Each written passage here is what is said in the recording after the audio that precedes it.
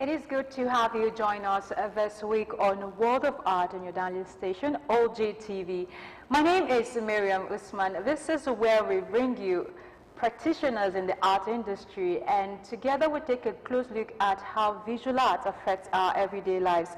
This program is brought to you by Prince Yemisi Shilon, legal practitioner, Africa's largest private art collector, grand donor and chairman of Cancer Yemisi Shilon Museum of Art, and also the grand patron of SNA Ogun State Chapter.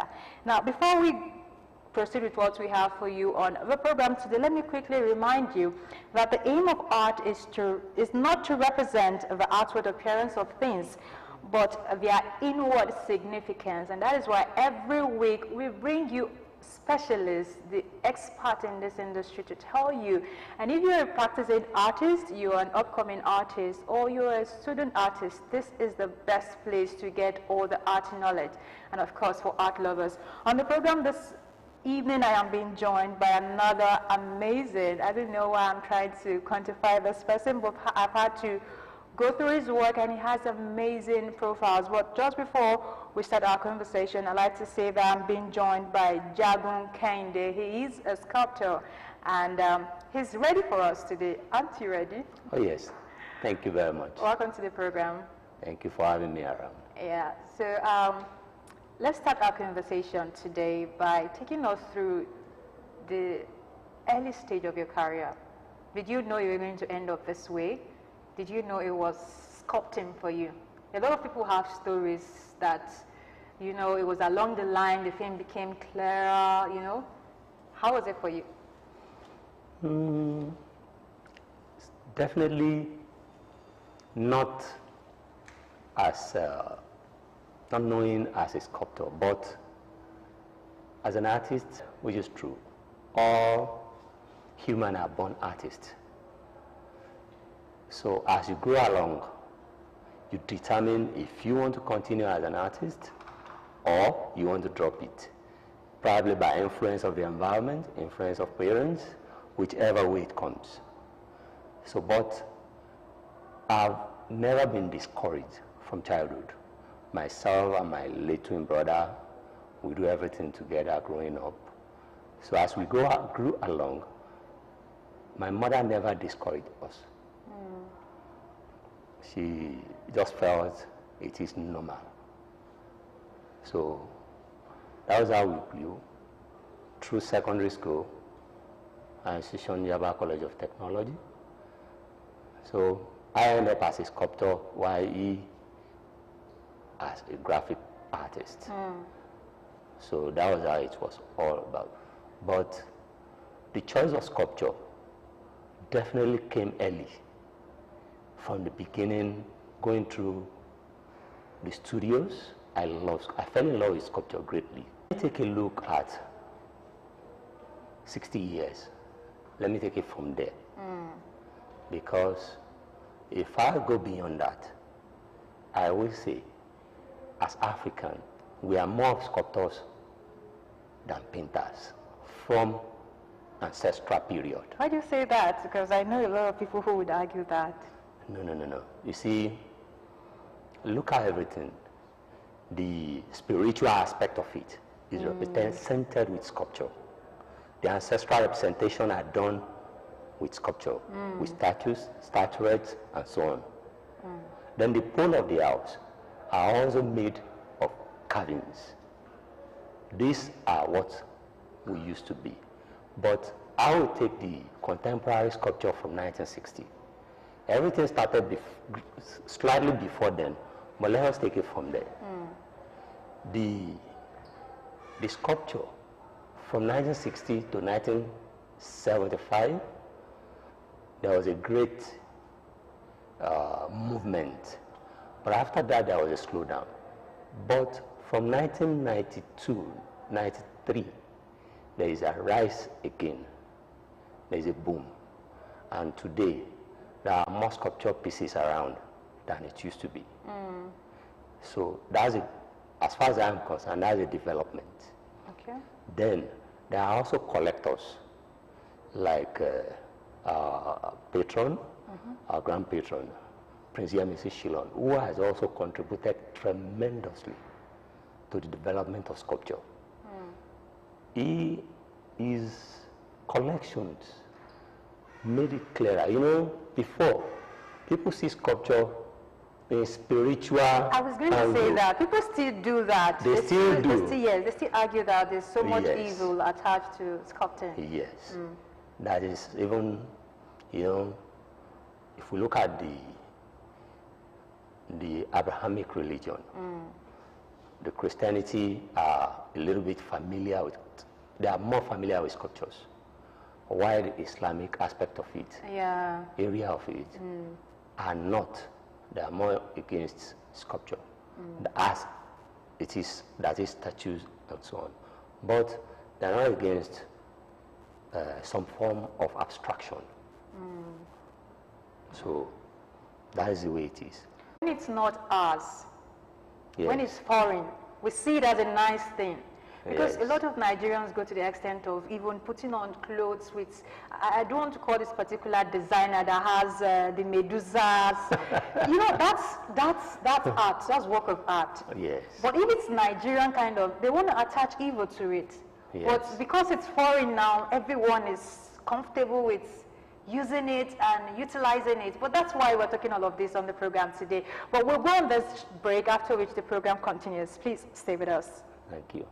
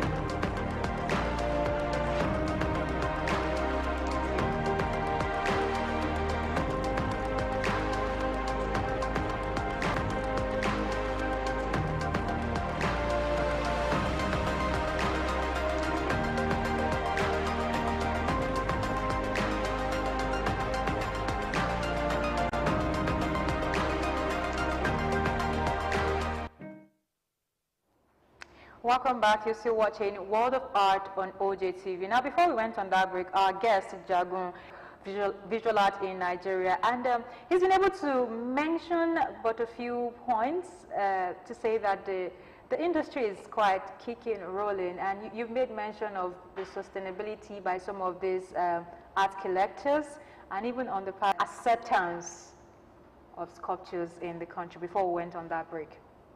Okay. There is a greater movement now. Okay. If you, for example, in Lagos and some other cities around Nigeria, there is a development. Oh, really? Oh, yes, yes. Don't let us see it as little. When something was not there and you now have something now, That's definitely that's a development. Yes. That's a progress. Although it could be better. It could be. But what we have today definitely will inspire our future.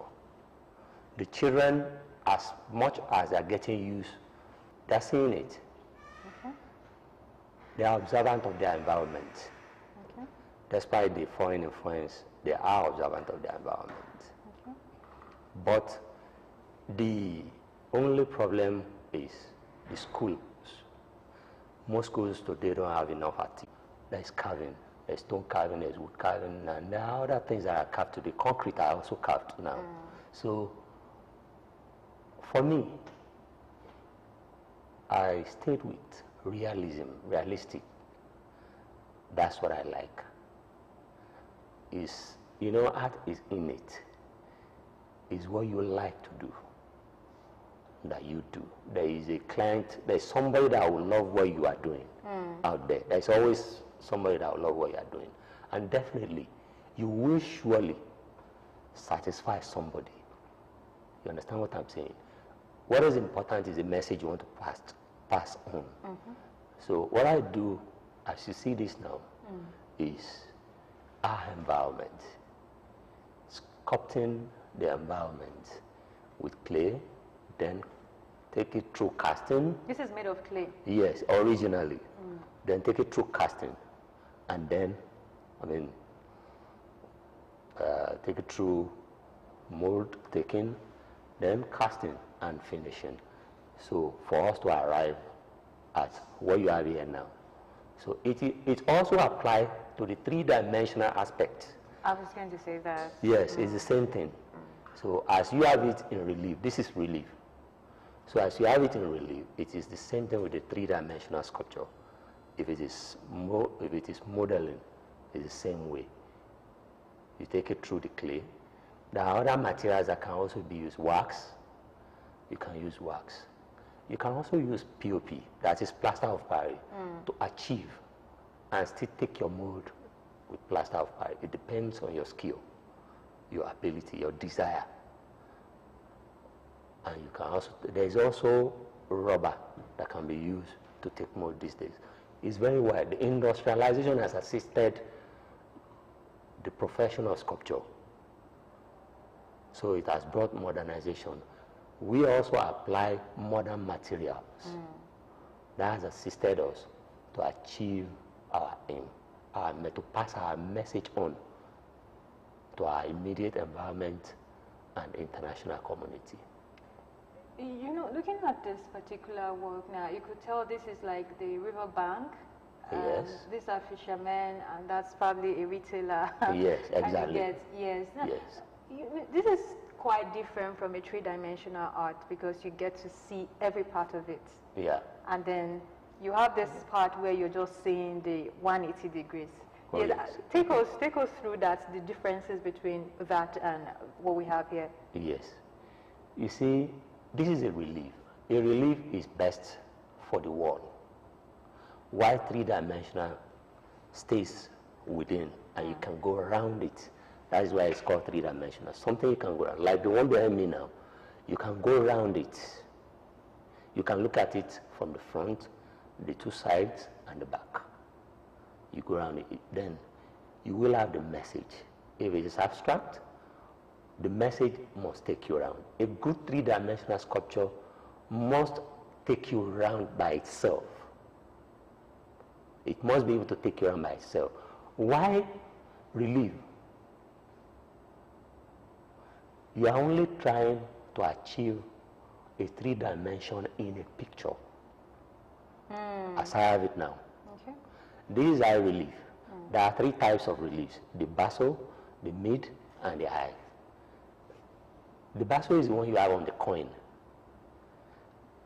Because Your technique of sculpting, let's talk about how you do it. How long does it take for you to make something as beautiful as this? You know, trying to achieve a three-dimensional art in picture. Is it the same material? Is it taking the same time as the three-dimensional art? And why should one really consider this form of art to the other one? And then I know we need to also talk about the mosaic form of art because we have a lot of them on display right now. So let's try and merge all of this together. Let's quickly take this. You see, three-dimensional on flat surface is not new. If you go through the Roman sculptures, the Greeks, and so on, you will see it there. It has always been. It's possible in stone. It's possible even in wood. It's possible in clay to be achieved in either bronze, then the modern material like fiberglass. So that is just, that is what just all it takes. So then, what makes it appealing is it gives a feel. Like, as we have it now, it's like we are now having these people in our presence now. Yes. That feel is on another materials of art, like painting or so. So that is the beauty of sculpture. You are having it right there with you. So that's just it. Then if we talk about wood carving, it's the same feel. If you have it in relief, it's the same feel. If you have a three-dimension that is going around. Is this still the same few? That's just the way it is. Well, as a practicing artist who's been all into this for a while now, what do you think is the future of sculpting? You know, there are young people, and we're still talking about young people and their attitude towards studies. You've had to tutor some of these students in your place of work. How is their passion? Yeah, passion. Is this something related to what you had in those days? And things are a little different now. More different. The influence of the internet, the phone, the law of it is really affecting children of today, the young people of today. But despite that, we have a lot of them coming up with great sculpture works. Despite all the influences from here, there, and a lot are also coming with other forms, other materials, expressing themselves today as sometimes some better than it used to be, some not as better. It's a natural thing, it's a natural phenomenon. New people will arise out of the blues, out of the dust. That's the way it is, but there's a great influence. All right, we have this question on Facebook. Adio is asking from Ibadan, how long does it take to finish your artwork? Another, Shagun is asking from Abuja, I beg your pardon, did you study art in the university or polytechnic, and do you have apprentice? Yes. Well,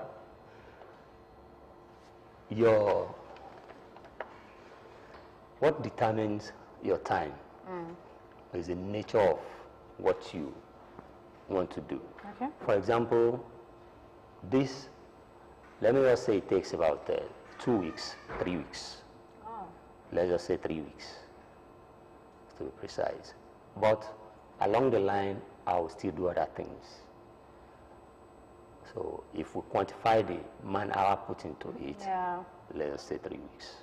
So when you make this, do you have like a skeletal work? Do you draw? You know, it looks magical. It looks like something that was not done. Yes. So, well, and I believe a lot of people are watching. They want to know, how is this thing done? This is not. It's not a painted work. Yes. You know, it's made with hands. Yes. It all starts with drawing. Everything starts with drawing. Your sketch. You must have an idea. Okay. Then you generate the idea in drawing. Then you make studies. Probably sometimes go to the site. All right, let's take this call. Sorry. Thank you, Femi, for joining us. Yes, good evening, Ms. Miriam. Welcome to the program. Good evening. Yeah, thank you very much for the wonderful presentation. Yeah, I also want to thank our great sculptor presenting today. Yeah, the area which I love, which was mentioned today, is the introduction or the acceptability of sculpture in our environment. And we also want a situation where the artists in our environment can also still bring in more sculpture with the aid of the government, so that we can have a good suggestion. Yes. That is, for the government to look out to Islamic countries like Saudi Arabia, that is the capital city Riyadh, they have some sculpture now. Then Dubai, they're coming out with lots of acceptable sculpture. That's where, let me put it that way, that is Islamically acceptable sculptures. It may not be figure in nature, but they are sculptures. Yes, that's right. And they are great works. Yeah. So we can apply this to the environment around a place like Abuja. But you know, it's a federal capital city. It doesn't even have to be just Abuja. Even at the state level, at the Yes. local government level, Exactly. you can promote this because we have sculptures in villages, urban settings. Everywhere. We have the students, and this covers for everyone. But this is how far we can go this week on the program. Now, while we wrap up, I'd like to take your final words very quick to everyone watching and your co-SNA members and the sponsor of the program. Oh, first I would like to thank the sponsor of the program. I would prefer to take him first. Okay. Because he has done quite a lot. He has done quite a lot. So we need to thank him for what he has done. And yesterday, they have been doing quite well. So I've come up with this program. And then I would like to say this to people generally, that sculpture has gone beyond spiritual. Yes. He's a messenger now that sends messages across. It's an economic developer and too. It is also, yes, it's a source of tourism. That is what people will come to see in your city when they come around. Thank you so much for coming on the program today. And I trust you've been able to, gather one or two things for yourselves. It's a community and it involves you and I, everyone, to make this happen in our country, Nigeria. And if you're wondering why is this always a topic on the program, well, let me remind you that art has the power to transform, to illuminate, to educate, and to motivate. My name is Miriam Usman. This program is brought to you by Prince Yamisi Shilon, legal practitioner, Africa's largest private art collector, grand donor and chairman of Council Yamisi Shilon Museum of Art, brand patron, SNA Ogun State Chapter.